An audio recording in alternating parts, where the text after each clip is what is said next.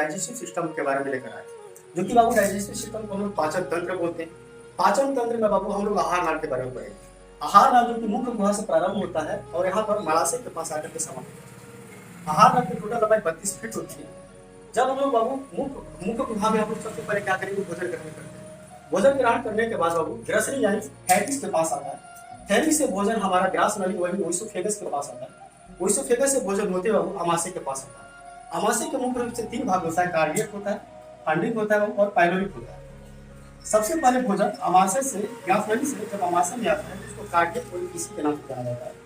और फंडिंग वाला भाग में कांटेदार संरचना पाई जाती है, जिसे क्या बोलते हैं, रुचि बोलते हैं। भूख लगने के बाद ये क्या करता है कि खड़ा हो जाता है और हमें भूख की अनुभूति होती है। उसके बाद अमाशय से भोजन छोटी आंत में आता है। छोटी आंत के बाद सबसे पहले ड्यूलिनम वाला भाग में आता है। अमाशय से छोटी आंत में भोजन आने की प्रक्रिया को पाइलोरिक ओरिफिस के नाम से जाना जाता है। छोटी आंत मुख्य रूप से 3 भाग में होती है। एक होती है ड्यूलिनम, जेजुनम और इलियम होता है। छोटी आंत के सबसे बड़ा भाग होता है इलियम होता है, सबसे छोटा भाग होता है डेडुनम होता है। और आहार नाल की सबसे लंबा भाग अगर कोई होगा तो छोटी आंत होगा। इसकी लंबाई बाबू 6 मीटर तक होती है। उसके बाद अमाशय के जस्ट इस साइड लिवर होता है और इस साइड क्या होता है, अग्नाशय होता है। डेडुनम वाला भाग से 2 प्रकार के हार्मोन स्रावित होता है। एक हार्मोन स्रावित होता है कोलोसिस्टोकाइनिन और दूसरा सेक्रेटिन हार्मोन स्रावित होता है। कोलोसिस्टोकाइनिन का मुख्य रूप से काम होता है कि यह लिवर को क्या करता है, उत्तेजित करता है कि तुम अपना पित्त रस स्रावित करो और मेरे वाला भाग में भेजो।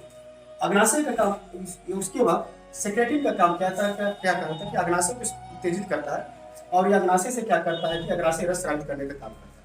इस प्रकार से आप लोगों को हम बताएं जो कि छोटी आंत के बारे में।